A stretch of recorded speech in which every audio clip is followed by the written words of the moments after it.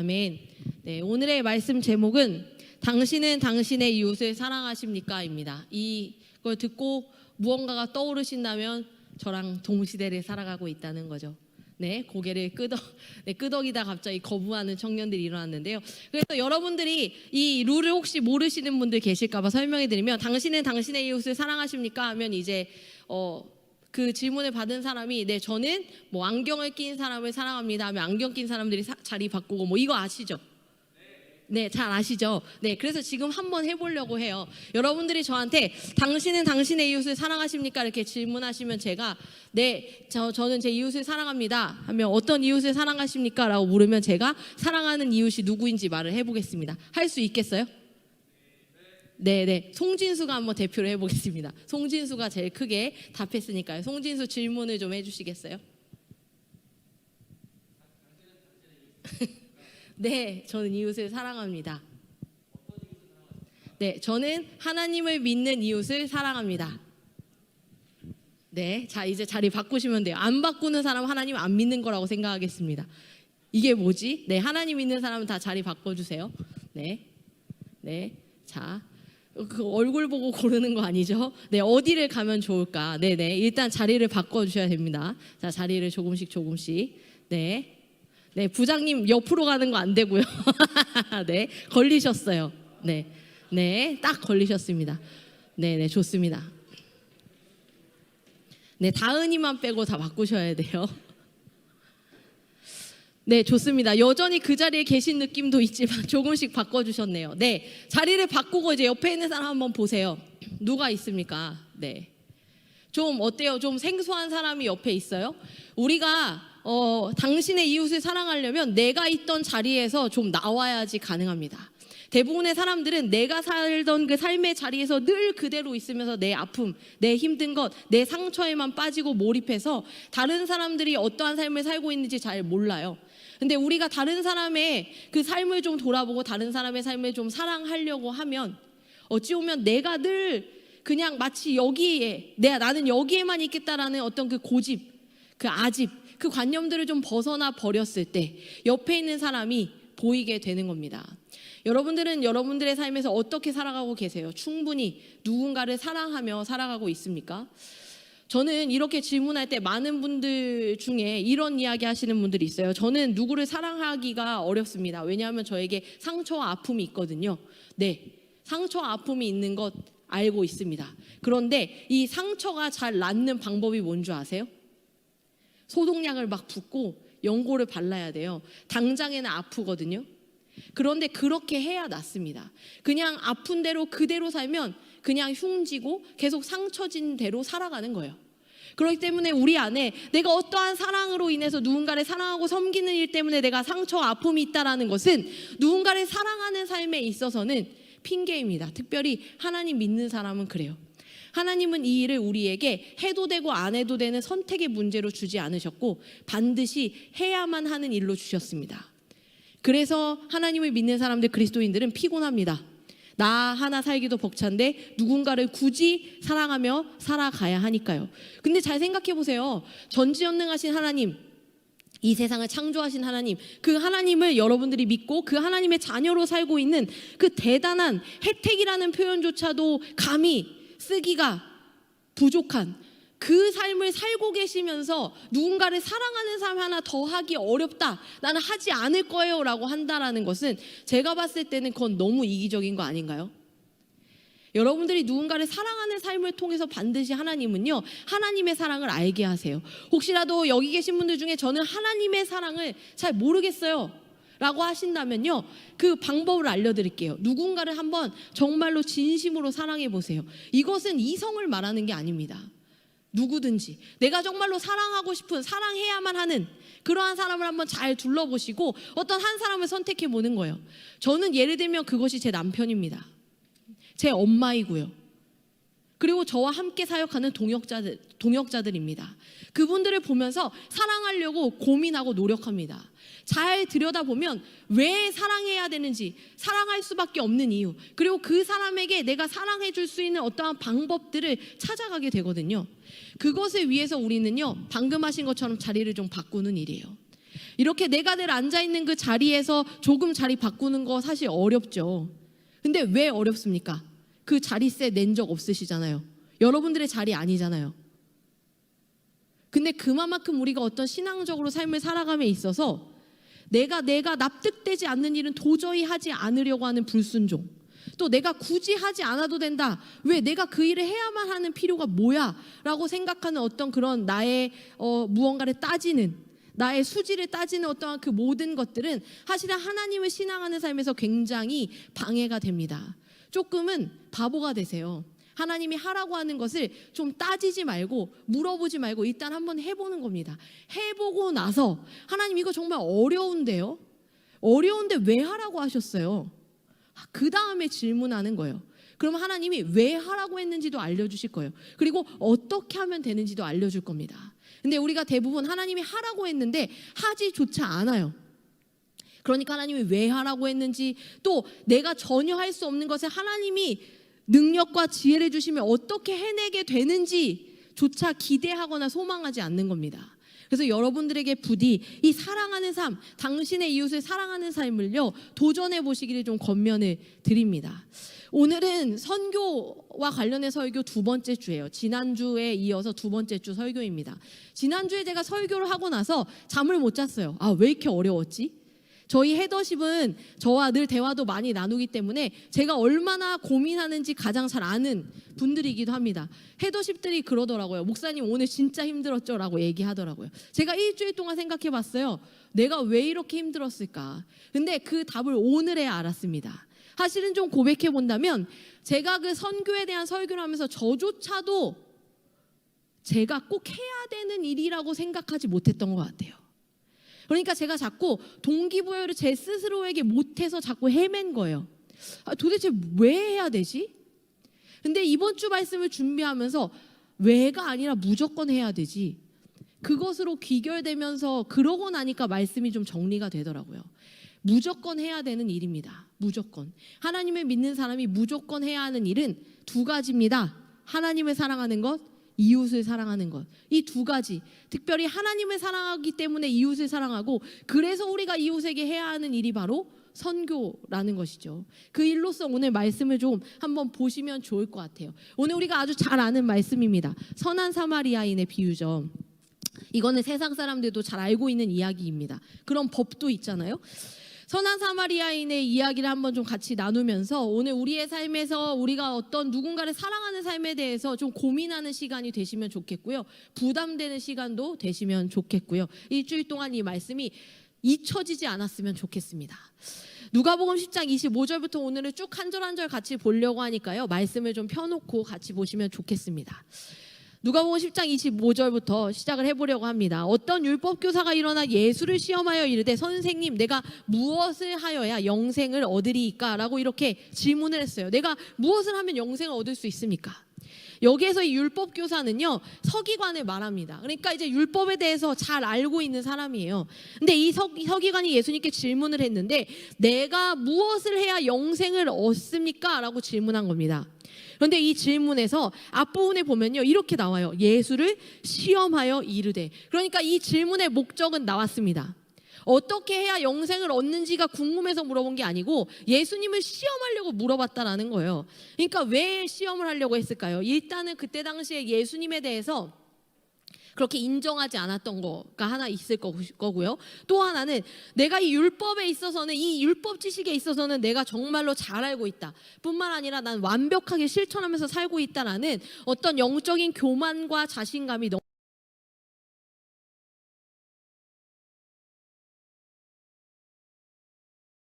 드러내고 싶은 거예요. 그래서 그 교만한 마음으로 예수님을 테스트하려고 했습니다. 그랬을 때 26절에 예수님이 말씀하시는 거예요. 예수께서 이르시되 율법에 무엇이라고 기록되어 있으며 너는 어떻게 읽냐라고 질문하셨습니다. 예수님이 두 가지 물어보셨어요. 네가 잘 안다는 율법에 뭐라고 써있니?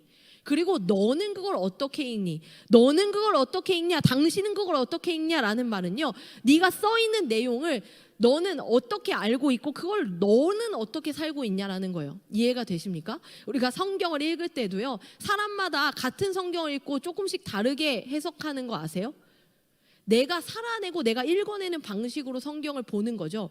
그러니까 예수님 물어보는 거예요. 당신은 율법에서 어떻게 그것을 기록되어 있다고 보고 본인은 어떻게 그것을 읽느냐는 겁니다. 그랬더니 이제 이것에 대해서 대답합니다. 27절에 내 마음을 다하며 목숨을 다하며 힘을 다하며 뜻을 다하여 주 너의 하나님을 사랑하고 또한 내 이웃을 내 자신같이 사랑하라 하였나이다. 어떠세요? 아주 명쾌하거든요. 이 율법이 굉장히 복잡하고 많은 율법의 내용을 아주 간략하게 두 가지로 요약했는데 정말 완벽하게 요약한 거예요. 하나님을 사랑하는 거 그리고 이웃을 사랑하는 거라고 정확하게 대답을 했습니다. 그렇게 이야기하니까요, 예수님은요 아주 잘 알고 말한 그에게 또 이렇게 이야기하십니다. 28절입니다. 예수께서 이르시되 내 대답이 옳도다. 이를 행하라. 그러면 살리라 하시니. 이렇게 이야기하신 거예요. 오라. 알고 있네. 잘 알고 있으면 그렇게 해. 그러면 영원히 살 겁니다. 그렇게 하면 살 거예요. 라고 이야기하는 거죠. 아주 정확하게 알고 있고 그렇게 말한 율법 교사에게 잘 알고 있다라고 인정하고 그렇게 살면 된다 이제 라고 말씀하신 거예요. 근데 잘 보세요. 알고 있고 그렇게 살면 된다 이 얘기가 뭐예요? 알고는 있는데 그렇게 안 산다는 거잖아요. 그러니까 알고 있으니까 잘 알고 있으니까 그렇게 살아. 그러면 돼 라고 이야기하는 거예요. 이 이야기를 들은 이 율법 교사가 기분이 어땠을까요? 거기서 예수님이 당황하거나 뭔가 더듬는 그러한 모습들을 보기 원했을지 몰라요. 그런데 그때 예수님이 잘 알고 있다라고 이야기하면서 이제 그렇게 살라고 이야기하는 거예요. 그러니까 내 안에 있는 어떤 그런 종교심 안에서 내 확실성으로 가득 찬 이 율법 교사가 자존심이 상합니다. 그러니까 예수님께 다시 물어보는 거예요. 29절입니다. 그 사람이 자기를 옳게 보이려고 예수께 여짜오되 그러면 내 이웃이 누구이니까 이렇게 물어보는 거예요. 자기가 잘 알고 있었어요. 잘 지켜왔어요. 자기는 누구보다 영생을 소유한 자라고 확신했습니다. 그러니까 자신 있게 어찌 보면 질문을 하면서 다른 사람들에게 예수님 앞에서 나는 그 조건이 충분한 사람이다라는 것을 보여주고 싶었어요. 그런데 예수님이 잘 알고 있어. 그럼 이제 그렇게 살면 돼 라고 말하는 것에서 부끄러웠을 겁니다. 근데 이것은 양심적으로 부끄럽고 잘못을 깨달아서 부끄러운 것이 아니라 내가 좋게 보이려다가 실패하고 도리어 민망하고 불쾌한 그런 상황이 된 거예요. 내가 얼마나 잘 사는지 잘난 척하고 싶었는데 뭔가 자기의 직면하고 나니까 기분이 나쁜 겁니다. 그래서 자기를 끝까지 옳게 보이려고 이렇게 책임을 회피하는 방법을 선택하는 거예요. 내 이웃이 누굽니까? 내가 사랑을 하지 않으려고 했던 게 아니라 이웃이 도대체 누구예요? 난 충분히 해왔는데 더 사랑할 이웃이 있습니까? 라고 이렇게 물어보는 겁니다. 이 질문에 우리가 잘 아는 이제 선한 사마리아인에 대한 이야기를 예수님이 비유로 들어 하시는 거예요. 한번 10장 30절에서 36절까지 쭉 한번 볼게요. 예수께서 대답하여 이르시되 어떤 사람이 예루살렘에서 여리고로 내려가다가 강도를 만났어요. 강도들이 그 옷을 벗기고 때려 거의 죽은 것을 버리고 갔어요.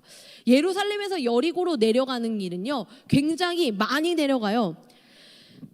이 높이의 차이가 어마어마하다라고 합니다. 그러니까 이 어마어마한 3,425피트 차이래요. 1,000m 이상의 차이라고 하더라고요.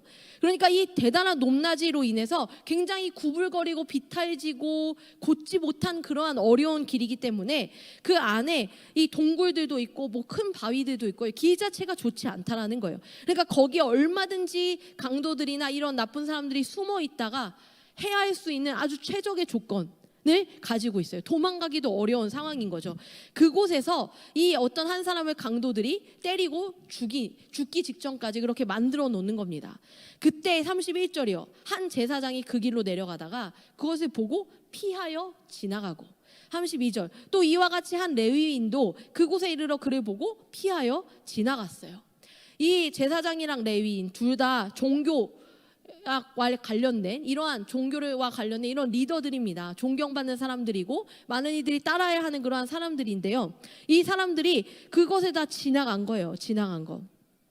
여기에서의 포인트는 무엇이냐면 제사장이 어떻게 이런 짓을 할 수 있지? 왜 그냥 지나간 거지? 이것이 포인트가 아닙니다. 어떤 종교를 대단히 잘 믿고 신앙심이 대단한 사람이라고 이야기할 만한 사람들이 어떻게 이런 짓을 하냐? 이런 것을 평가하자는 것이 아니라 이것이 중요한 게 아니라 알고 있는 것과 살아내는 것이 다르다라는 것을 예수님이 짚어주고 계시는 거예요.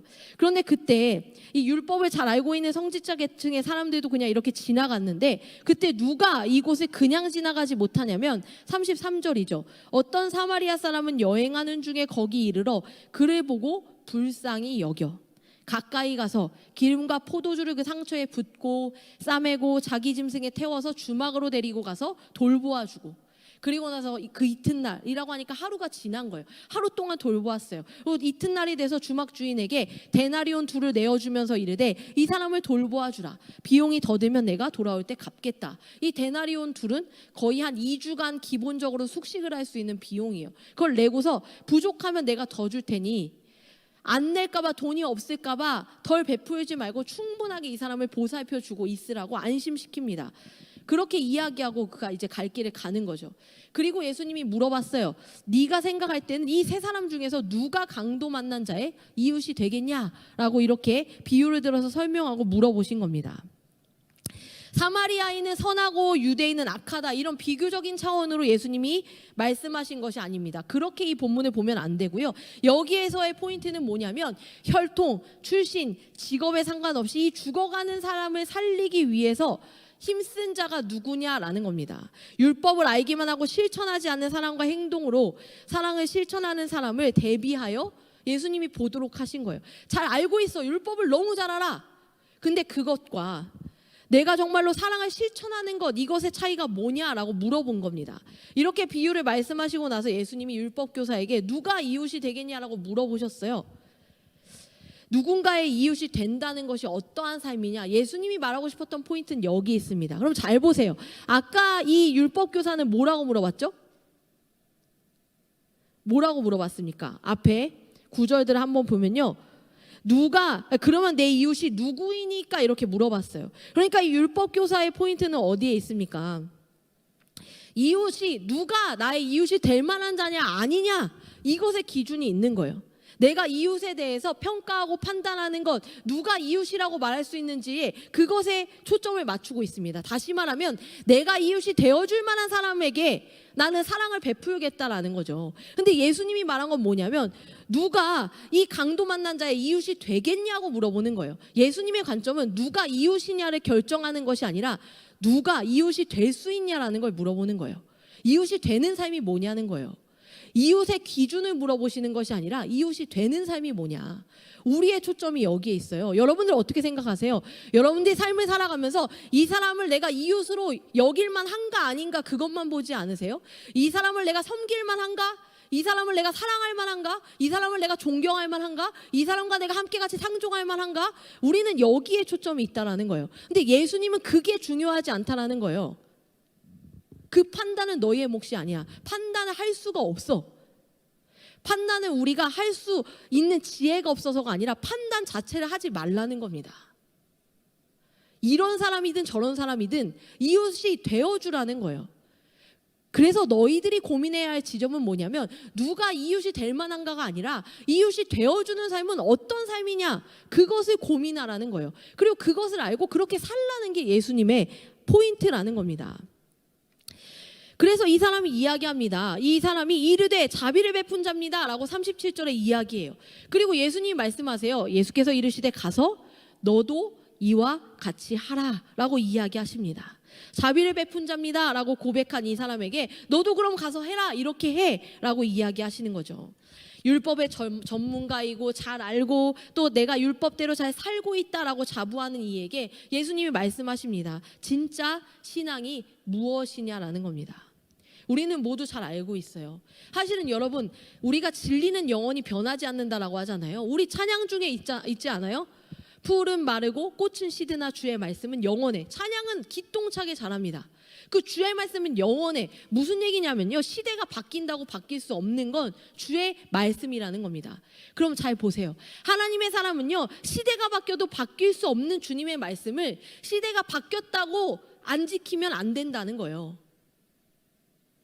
시대가 바뀌었어도 지키라는 겁니다. 요즘은요, 사실 개인주의, 이기주의가 만연한 시대이죠. 옛날에 생각해보면요, 저희 할머니가 신앙생활 하실 때 보면 할머니는 언제나 교회에 계셨어요. 교회에서 늘 섬기셨어요. 그 할머니들의 섬김으로 할머니들이 교회에서 날마다 기도하시고 국수 만들고 청소하고 하면서 그렇게 섬기셨던 기억이 나요. 교회가 비었던 적이 없습니다. 그렇게 누군가의 기도와 누군가의 헌신과 누군가의 섬김으로 교회가 지금까지 왔어요. 근데 오늘날의 교회들은 어떻습니까? 텅텅 비어 있습니다. 깨끗하게 청소되어 있고 정돈된 교회에 내 종교 생활을 위해서 어떤 한 날에 잠깐 왔다 가는 겁니다. 주민센터 가듯이 가는 느낌이에요. 그러지 않으세요? 내가 필요에 따라서 내 편리에 따라서 오시지 않습니까? 우리의 삶에서 하나님의 말씀이 변하지 않는다면 이 세상이 아무리 개인주의, 이기주의가 만연하다고 해도 하나님 전 요즘 사람이라서 그렇게 살 거예요 라는 것은 안 통한다라는 거예요. 우리는요 그 만연한 시대 속에 살아가면서도 사랑하고 섬겨야 하는, 어찌 보면 좀 어려울 수 있지만 그것을 해야 합니다. 물론 누군가는 말할 거예요. 시대가 바뀌어서 너무 어렵지 않아요? 예전에는요 개인주의적이고 이기주의적이진 않았던 것 같아요. 왜냐하면 이랬던 기억이 나요. 제가 어렸을 때 그냥 동네에서 놀다가 우리 은지랑 얘기하면서 이런 얘기를 하더라고요. 동네에서 놀다가 내가 집에 갔는데 엄마가 안 계세요. 그러면 그냥 위층에 있는 사람 집에 가서 이모 엄마가 없어요 하고 문 두드리면 들어와 밥 먹여줬다는 거예요. 저도 그랬던 것 같아요. 동네에서 친구들하고 놀다가 해가 질 때 애들이 엄마가 하나둘씩 불러갈 때 그때 우리 엄마 오늘 못 오는데 그러면 그래 너도 우리 집에 와서 밥 먹고 가. 그렇게 가서 밥도 먹고 그랬었거든요. 요즘은 절대 그러면 안 됩니다. 경찰에 신고하죠. 그런 세상이 됐어요. 그러나 예전에는요 누군가를 이렇게 섬길 만큼의 재정적인 여유나 섬길 수 있는 방법이 많지가 않았습니다. 요즘에는 사실 기부하는 것도 너무나 쉽고 섬기려고 하면 얼마든지 섬길 수 있어요. 뭐 예를 들면 커피 한 잔값만 줄여도 누군가를 섬길 수 있다라고 하지만 우리가 커피를 시는 일은 저도 어렵거든요. 그만큼 섬길 수 있는 방법도 많아졌고 그만큼 재정적 여유는 있지만 세상이 각박하다라는 이유로 그래서 우리는 어려워요 라고 하면서 하나님의 말씀이 변하지 않지만 세상이 변했으니 따를 수 없습니다 라고 너무나도 쉽게 포기하고 있는 것은 아니냐. 그런데 예수님 말씀하셨다는 거예요. 누가 이웃이 될 만한 자인지 평가하고 판단하는 것 좀 그만하고 이웃이 되어주는 삶을 살아라. 그게 뭐냐라고 오늘 이야기하신다는 겁니다. 그래서 여기에서 이 두 가지 사랑법에 대해서 우리가 알 수가 있습니다. 첫 번째 하나는 하나님을 사랑하는 방법입니다. 율법교사가 이렇게 말했습니다. 마음을 다하며 목숨을 다하며 힘을 다하며 뜻을 다하여 사랑하라 라고 이야기했을 때 예수님도 옳다라고 얘기하셨어요. 그러니까 우리가 하나님을 사랑하는 방법은요 마음을 다하고 목숨을 다하고 힘을 다하고 뜻을 다하여 사랑하는 겁니다. 그게 뭐냐면 지, 정, 의 그리고 신체적인 힘과 우리가 할 수 있는 지식과 능력을 다 포함해서 전인적으로 하나님을 사랑하는 거예요. 근데 이게 아주 중요한 말입니다. 무슨 얘기냐면요 우리가 마음을 다하며 하나님을 사랑합니다 라고 이야기해요. 마음을 다하는 거 뭘까요? 감성적으로 하나님의 말씀을 듣고 아파해요. 눈물 흘려요. 그렇게 하나님 사랑합니다 고백해요. 그런데 힘을 다하지 않는 사람들이 있습니다. 마음으로는 동하지만 내가 힘을 다해 살지 않는 거예요. 힘을 다해 살지 않는 겁니다. 마음을 다한다는 이 감정적인 영역에 있어서 마음이 동하고 와닿아요. 때론 눈물도 흘리고 가슴도 아파요. 근데 힘을 다한다는 건 뭐예요? 최선을 다해서 그 마음에 와닿은 것, 그 눈물 흘린 것, 그 삶을 힘을 다해 살아내는 겁니다. 눈물은 잘 흘리지만 살아내지 않는다면 우리는 마음을 다하고 하지만 힘을 다하지는 않으며 하나님을 사랑하는 거예요. 내가 지식적으로 알았어요. 말씀을 배우고 깨달았어요. 그런데 어때요? 뜻을 다하여 사랑하는 일은 하였는데 목숨을 다하여 살지는 않는 거예요. 하나님, 제가 이해는 했거든요. 근데 제가 손해보고 싶진 않거든요. 제가 목숨을 다해서 사랑하긴 조금 어렵거든요. 그래서 하나님을 진짜로 사랑하기가 어렵네요. 결국은 이렇게 말하는 거나 다름이 없다라는 겁니다. 마음을 다하고 목숨을 다하고 힘을 다하고 뜻을 다하여 사랑하는 삶이 우리가 하나님을 사랑하는 것, 하나님을 전인적으로 사랑하는 삶의 모습이라는 겁니다. 그리고 이어서 이렇게 나와요. 주 너의 하나님을 그렇게 사랑하고 또한 내 이웃을 내 자신과 같이 사랑하라. 또한 하나님을 그렇게 사랑하고 또한 이웃도 그렇게 사랑하래요.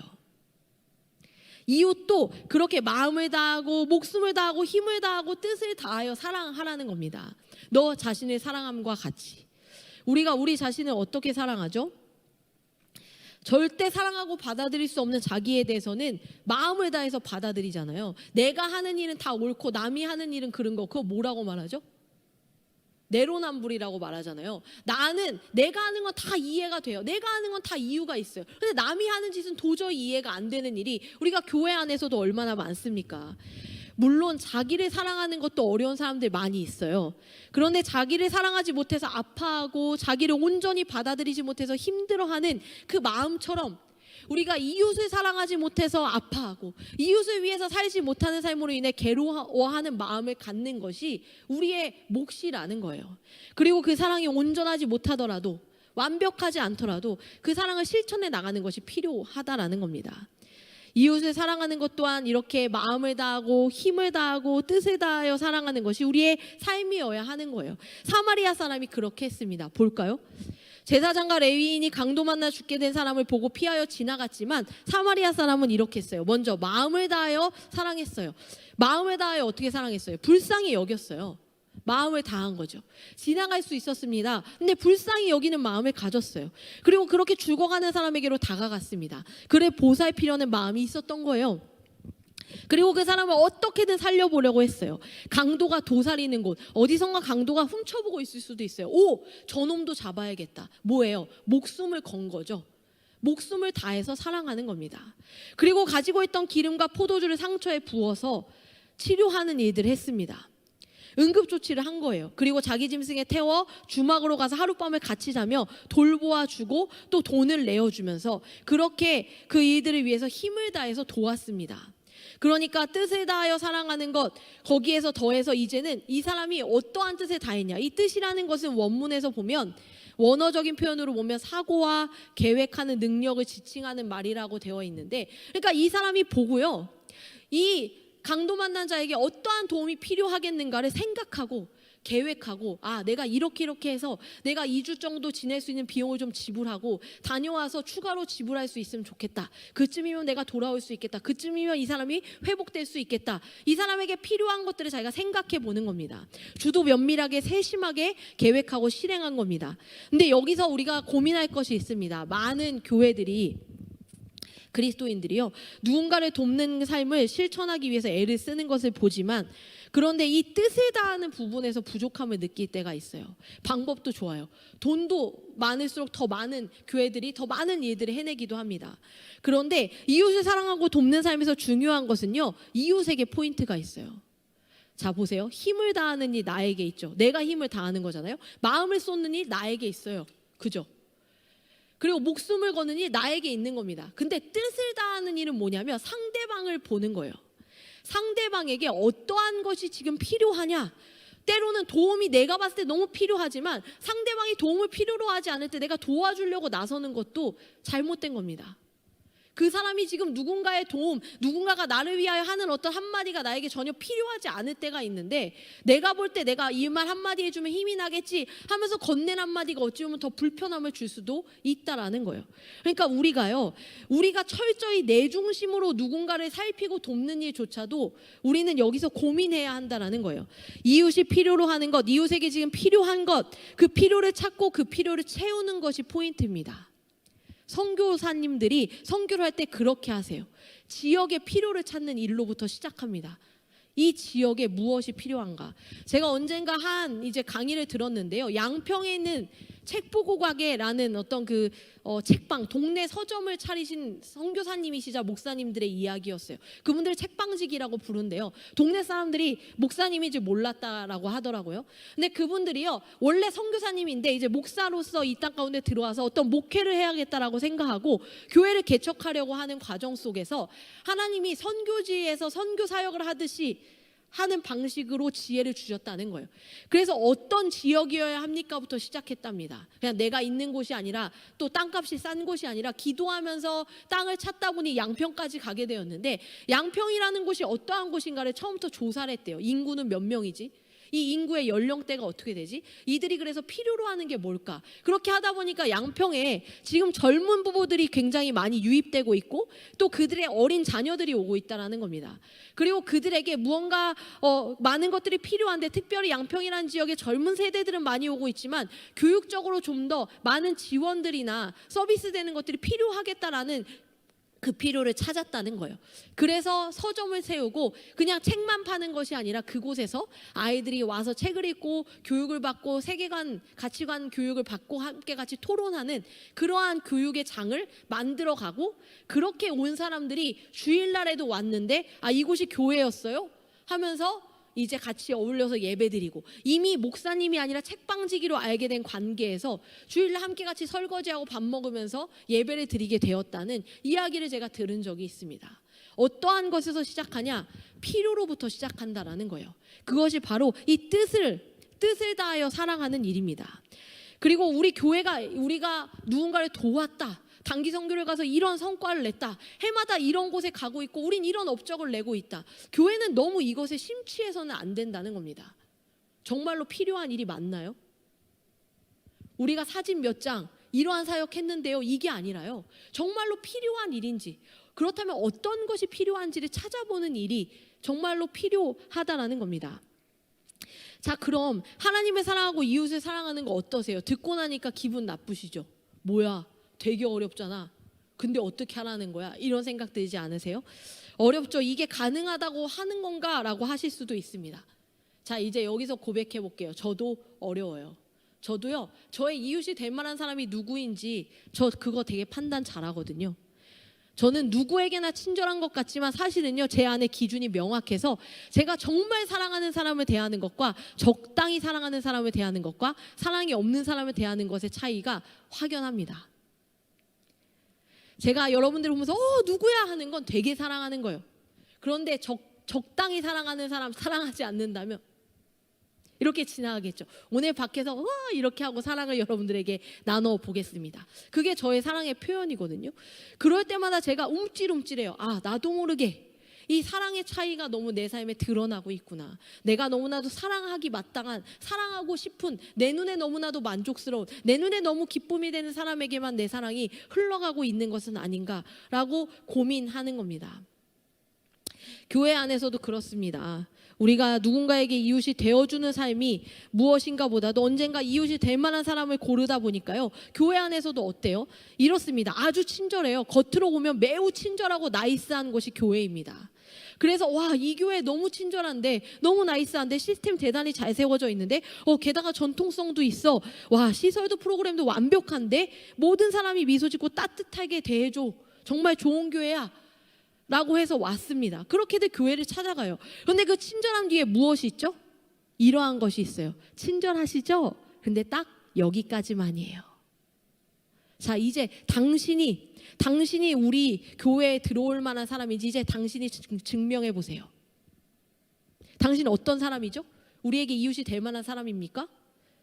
그리고 계속해서 더 당신에게 우리가 친절하게 대해도 되는 건가요? 그 몫이 철저히 이웃을 찾아 헤매이고 있는 사람들의 몫으로 떨어지게 되는 거예요. 어떤 교회가 나의 이웃이 되어줄 수 있을까를 찾아 헤매고 돌아온 사람들에게 우리는 정말 친절해요. 그런데 당신도 우리에게 증명해 보세요. 당신이 어떠한 사람인지, 우리가 당신을 받아들여도 되는지, 우리가 당신을 사랑할 만한지, 해롭지 않은 존재인지 한번 증명해 보세요. 그렇게 쓸만한 사람인지 한번 증명해 보세요 라고 교회는 친절함 뒤에 그 어떠한 선 너머로 이야기하는 거예요. 그것을 교회의 유리벽이라고 합니다. 밖에서 볼 때는 투명해서 벽이 없어 보이지만 왔는데 확 부딪히는 거예요. 이게 뭐지? 왜 이렇게 유리가 두껍지? 저기요! 그 유리 넘어오고 싶으세요? 증명해 보세요. 어떤 사람이죠? 우리가 어찌 보면 그러고 있지는 않는가요? 이웃이 되는 삶에 대해서 고민하지 않고 이웃이 될 만한 자에 대해서만 기준이 엄격한 교회. 그리고 우리는 이 사랑을 온전히 실천하지 못하고 있는 것은 아닌가, 저는 그렇게 고민합니다. 그래서 우리에게 누가 오셨어요? 예수 그리스도께서 오신 겁니다. 우리를 위해서 마음을 다하고 목숨을 다하고 힘을 다하며 뜻을 다하여 사랑하심을 친히 보여주신 삼위일체의 하나님이십니다. 거룩하신 하나님께서요, 절대로 이웃이 될 수 없는 죄악으로 물든 인간 우리를 위해 마음을 다하여 아파하고 눈물 흘리셨습니다. 그리고 독생자 예수 그리스도 우리에게 보내심으로 예수께서는 목숨을 다하여 우리를 사랑하심으로 십자가를 지셨습니다. 사망 권세 이기시며 모든 죽음 모든 어둠을 깨고 다시 살아나셨습니다. 죽음이 잠식할 수 없는 영원한 생명 우리에게 주시기 위해서 목숨을 거신 거예요. 하나님의 마음을 다하여 예수 그리스도를 보내시고 그 예수께서 목숨을 바쳐 우리를 사랑하셨습니다. 그리고 지금도 동행하시며 힘을 다하시는 성령 하나님으로 인해서 우리는 진리로 인도함을 받으며 그분의 보호하심 아래서 살아가고 있습니다.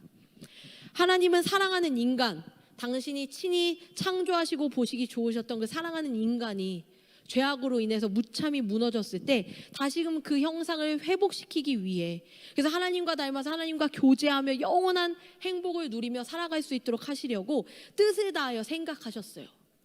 어떠한 방법이 인간을 온전하게 회복시킬 수 있을까? 어떻게 해야 될까? 이 세상을 맨 처음 창조하셨을 때 생명나무를 주셔서 영원토록 살아갈 수 있도록 만들어 주셨던 그 하나님의 그 나무가 결국에는 죄악으로 물든 인간이 계속 영원히 사는 것이 고통스러울 수밖에 없다는 사실을 아시고, 하나님이 정말로 완벽하게 한 번에 해결할 수 있는, 그리고 다시 기탈이 일어나지 않고 온전하게 회복할 수 있는 방법이 뭐냐, 그것을 생각하시고 예수 그리스도 이 땅에 보내신 겁니다. 우리는 누구죠? 그 마음과 목숨과 힘과 뜻을 다해 지켜진 사람들이 우리입니다. 그 사랑을 받은 사람이 우리예요. 그게 우리의 정체성입니다. 우리는 그래서 우리의 힘으로는 이웃을 사랑할 수가 없어요.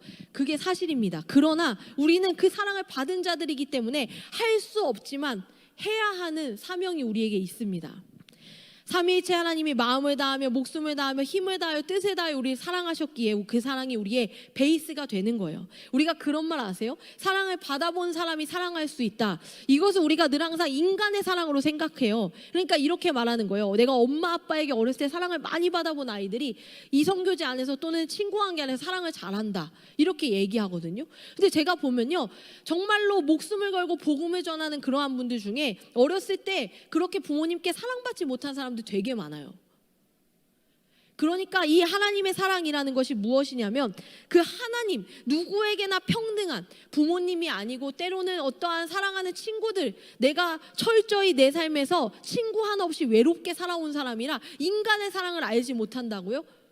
그렇다면요, 그 사랑이 아니라, 어차피 그 사랑은 완벽하지 않아요. 사람은 자기가 줄 수 있는 만큼만 줍니다. 그 사랑을 받아서 내가 누구를 사랑할 수 있다고요? 아니요. 그 사랑은 누군가를 사랑할 만큼의 베이스가 되지 못해요. 그러니까 사람의 사랑을 받지 못했다고 내가 사랑할 수 없는 사람이라고 두려워하지 마십시오. 어차피 그 사랑은 조건이 되지 못합니다. 사람의 사랑은 어차피 조건이 안 된다는 거예요.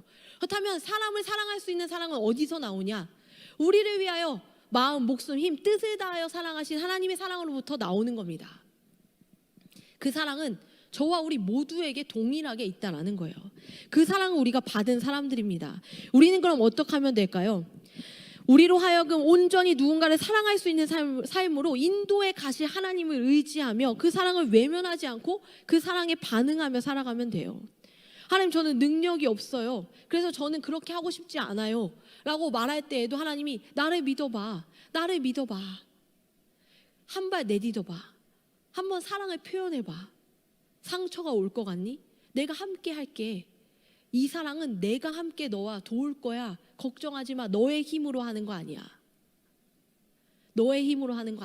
라고 늘 말씀하시면서 나의 사랑의 여정 속에서도 도와주시는 분이 바로 하나님입니다. 그때 우리가 말하죠. 굳이 제가요? 왜요?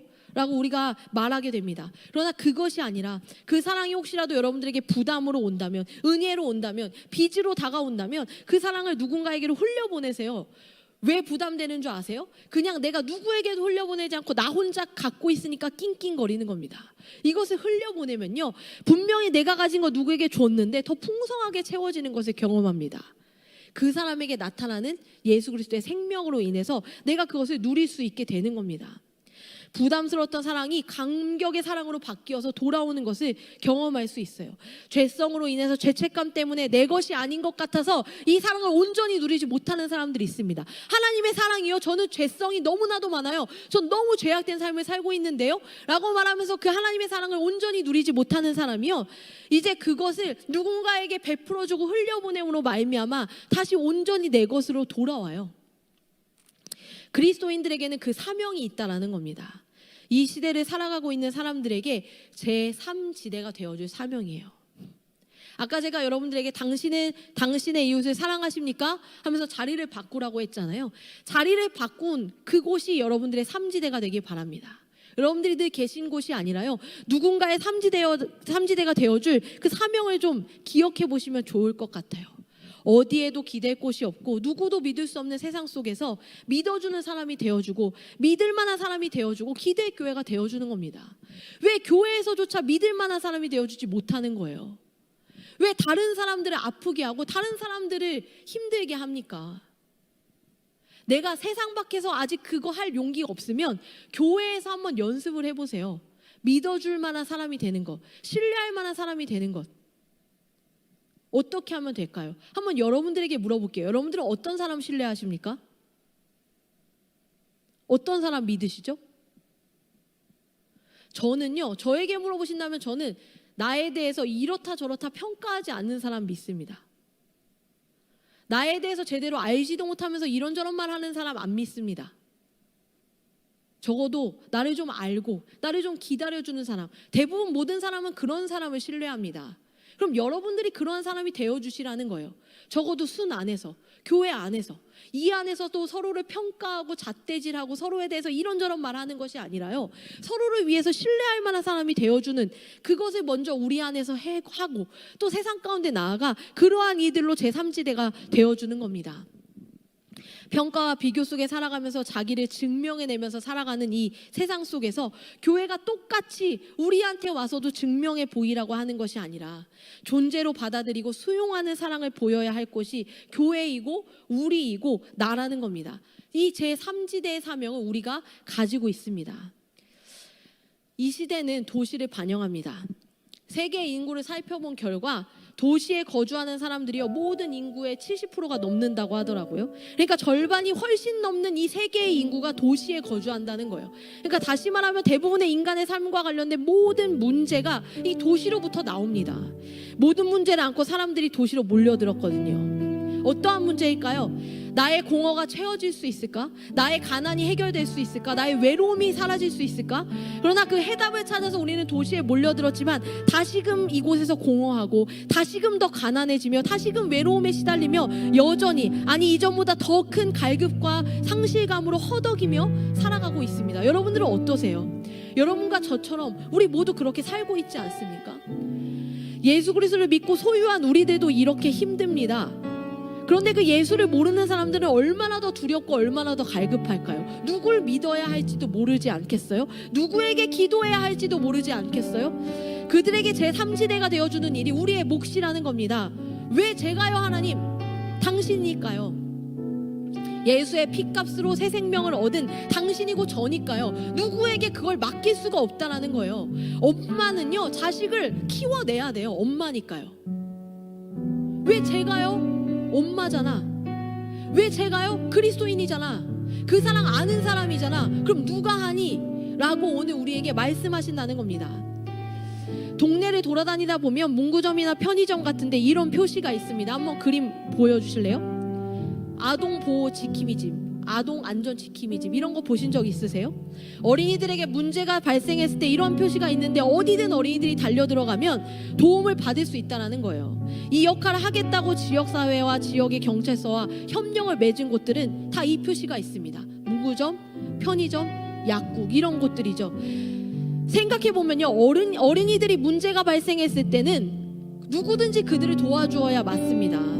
그런데 사실은 안타깝게도 누구나 그 역할을 해주지 않으니까 이런 집을 굳이 지정하는 거 아닌가요? 어른들이라면 누구든 어린이를 위해 도와줘야 하잖아요. 그런데 우리가 바쁘고 우리가 분주하기 때문에 이 어린이들이 약자들에게 있는 고통과 필요를 채워줄 여력이 우리에게 없어서 굳이 이런 집을 지어가며 이런 집을 설정해가며 당신들이라도 이 일을 감당하십시오 라고 국가가 도움을 요청하는 겁니다. 우리는 생각합니다. 그런 아이가 있으면 도와야지. 그러나 정작 그런 아이들을 직면하면 꼭 이게 나의 일일까 생각한다라는 거죠. 교회가 그래야 하지 않을까요? 도시 보호 지킴이 집 제3지대가 교회가 되어야 하지 않을까요? 누구에게도 도움을 받을 수 없는 사람들에게 제3지대가 되어주는 것, 그들을 보호하고 지키는 집이 되어주는 일이 교회의 일이고 저의 일이고 당신 너의 일입니다. 자기의 기준과 형편에 따라서 해도 되고 안 해도 되는 것이 아니라 우리는 이미 그 집이라는 표시가 달려있다라는 거예요. 여러분들은 이미 그것이 달려있는 사람들이라는 겁니다. 그러면 우리는 우리가 도와줄 사람을 거르고 가르고 걸러가면서 도와주고 보호해야 하는 것 아니라는 거예요. 누구든지 수용하고 누구든지 받아들이고 누구든지 도와주고 누구든지 보호하고 지켜야 할 사명이 우리에게 있습니다. 지난주에도 말씀드린 듯이 우리의 기준, 우리의 신앙, 우리의 조건에 따라서 이웃을 걸러낼 수 없습니다. 신천지에서 왔다고 그러면 곤란하지. 몸이 불편하세요? 그러면 미안합니다. 죄인이시군요. 정말 죄악으로 물들어 계시네요. 그럼 죄송해요. 우리 교회는 적당한 죄인만 받거든요. 당신 같은 죄인은 없습니다. 예수님은 오늘 우리에게 말씀하십니다. 누가 우리의 이웃인지 거를 생각하지 말고 이웃이 되어주는 삶이 어떠한 삶인지 그것을 고민하라고 말입니다. 그리고 알았다면 이제 그렇게 살아 라고 말씀하시는 겁니다. 아동보호 지킴이 집은 한 군데가 아닙니다. 지역 안에서 여러 업체들이 곳곳에서 그 역할들을 함께 감당합니다. 어디에서 어떤 일이 발생할지 모르기 때문에 어린이가 있는 곳이라면 무조건 존재해야 하는 겁니다. 그리고 자기들에게 찾아오는 이들을 보호하고 지킬 뿐만 아니라 그 지역 안에서 함께 보호자가 됨을 자처하고 나서야 합니다.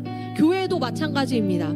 교회가 한 곳이 아니잖아요. 이 주변에 교회 엄청 많잖아요. 깜깜한 밤에 창밖을 보면 십자가 불빛들을 볼 수 있습니다. 그 불빛들이 서로 연대해야 합니다. 이 도시 가운데서 인간 보호 지킴이 집을 자처하면서 우리가 여기인도라고 어둠 속에 그 빛을 반짝반짝 밝히면서 등대 같은 역할을 하는 거예요. 당신 어렵습니까? 당신 힘들어요? 그럼 이곳으로 오세요. 우리 교회로 오세요.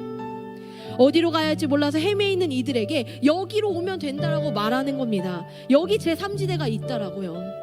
그러니까 함께할 몫이 우리에게 있습니다. 우리 교회만이 아니라 함께하는 겁니다.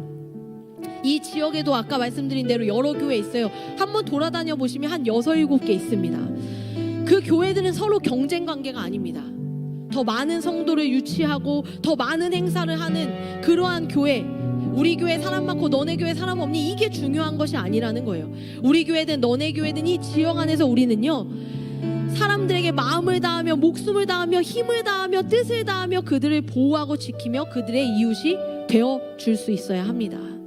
그러려면 먼저 교회가 교회의 이웃이 됨이 먼저가 아닐까요? 우리가 누군가의 이웃이 되기 위해 교회가 교회에게 서로 먼저 이웃이 돼야 하지 않을까요? 우리 교회 안에서만 살아가는 것이 아니라요, 이 땅 가운데서 이 일을 위해 고군분투하고 있는 많은 교회가 있습니다. 저희 엄마가 그러한 교회에서 10년째 목회하고 계시거든요. 저희 엄마 10년째 새벽 예배 혼자 드립니다. 죽음의 위협도 있었어요. 여성 목사이기 때문에 말할 수 없는 많은 두렵고 어려운 일들이 있었습니다. 그렇게 10년째 교회 문을 닫지 않고 그 자리를 지키면서 그 목회의 사명을 감당하고 있습니다. 그러한 교회가 이 땅에 많이 있다라는 거예요. 우리는 그 교회들을 보고 이야기하죠. 힘든데 왜 자꾸 교회를 만들어? 그런데 왜 자꾸 교회가 있을까요? 제3지대는 많을수록 좋잖아요. 그러면 그 교회들이 그 일들을 감당할 수 있도록 우리는 무엇을 하면 됩니까? 우리 교회만 편리하고 우리 교회만, 내가 평생 다닐 교회 하나만 든든하게 있으면 끝인가요? 어디에서든지 그 역할들을 감당하는 교회를 위해 우리가 함께 같이 기도하고 그 교회를 세우고 뿐만 아니라 함께 같이 연대하며 이 도시 가운데 힘들어하고 어려워하고 있는 사람들을 위해 이웃이 되어주는 일, 그 일을 위해 교회는 너나 할 것 없이 하나 되어 연대하는 것이 필요합니다. 이 시간 우리가 함께 같이 찬양하며 기도할 때, 하나님, 우리가 우리의 모든 삶에 있어서 하나님의 마음을 알기 원합니다. 때로는 그 길이 너무 좁고 때로는 그 길이 너무나도 어려울 수 있지만 우리가 그 좁고 나의 작음을 아는 그 과정 속에 하나님의 크심을 알아가며 하나님의 그 소망의 길로 나아가기 원합니다.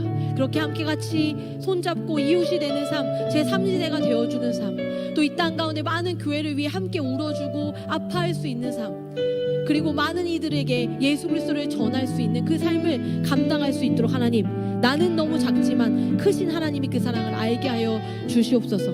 우리 시간에 함께 같이 찬양하도록 하겠습니다.